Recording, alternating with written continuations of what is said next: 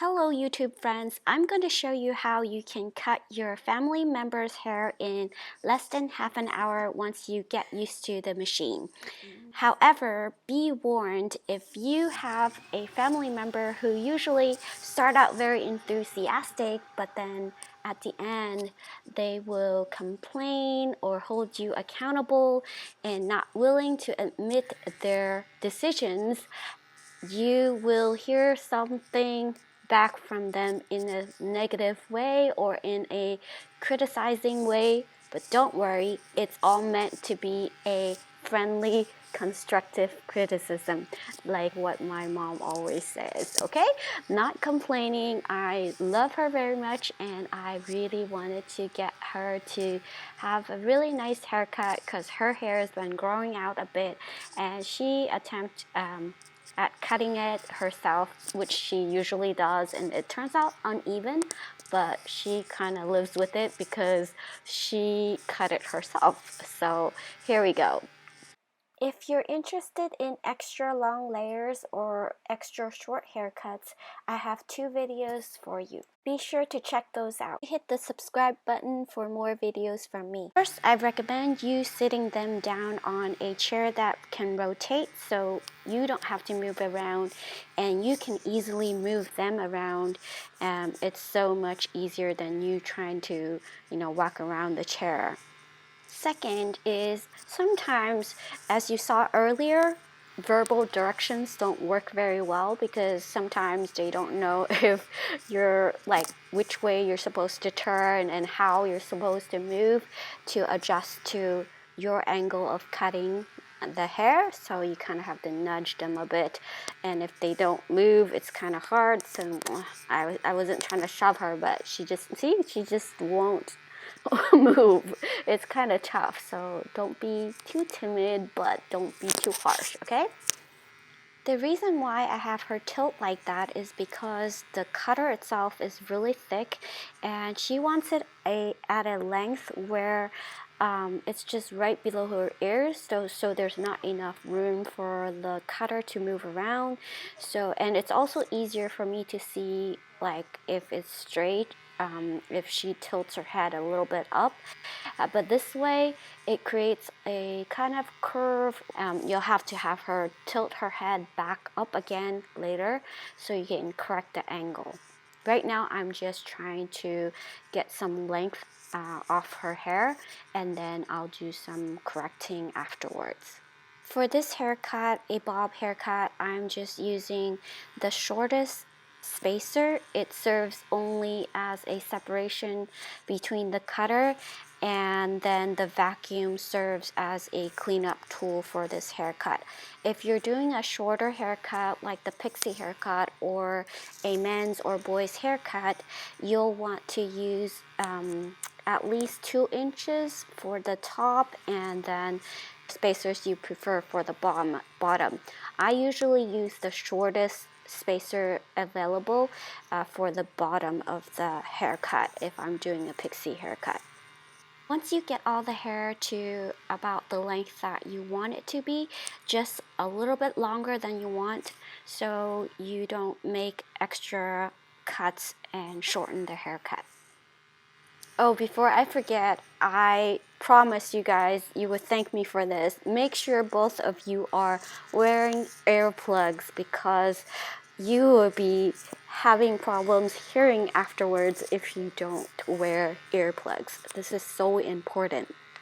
From here on, to fine tune the haircut, you want to slightly nudge the hair cutter up against your edge and just trim off little bits at a time to straighten the edge.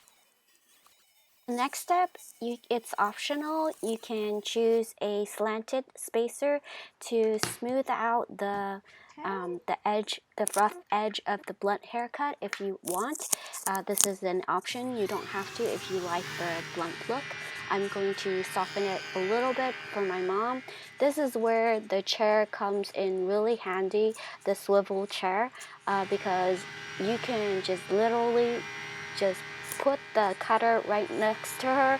Just make sure your hand doesn't move. Tilt it at the angle that you want and keep it that way so you yourself are not moving that much, and then she is the one that's going to be moving. So you'll hold your right hand on the cutter, and then your left hand you're moving the chair.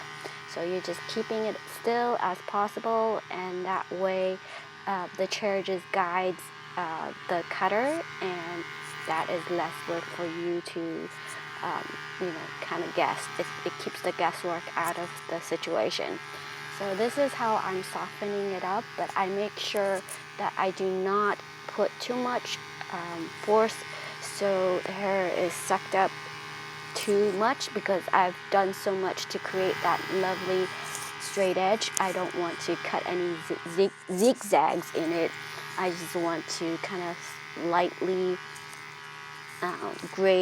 graze over the hair, so I have just a slight softer texture. So now what I'm doing is I'm going to lift up her hair and then just try to cut off the excess hair that is too long at the bottom edge of her hairline, and that just cleans up the haircut a lot more and make it, like, before it's a little bit longer. Now once I push it up and push up the longer hair, I can basically use the tilt as my guide, so the bottom is shorter and then the top is a little bit longer, so it creates a grade up to her blunt edge.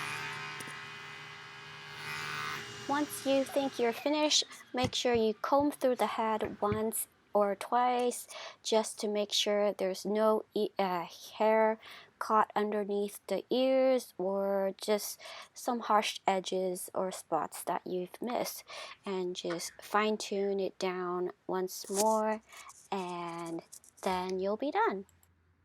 For really tough spots, I recommend using some scissors. Her hair was caught underneath her ears and it was doing a weird warp, and it was just not behaving like fresh washed hair. She had washed it the day before.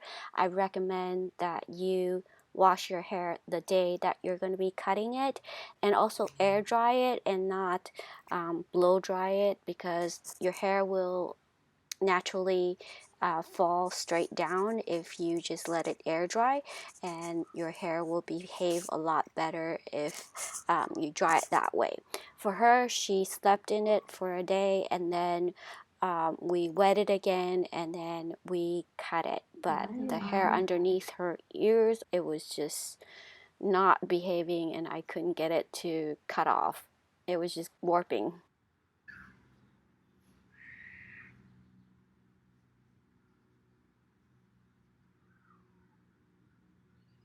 Có係咪揼咗落去啊？唔係，因為你嗰度多啲頭髮，唔係揼咗落去，係你個呢堆 N 佢出來。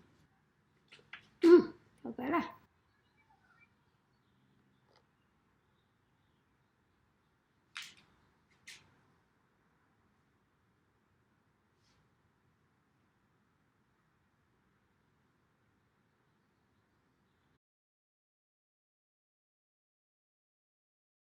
睇你個靚女款咯，都唔錯啊，係嘛？咁鬼短攞從來都未有咁短。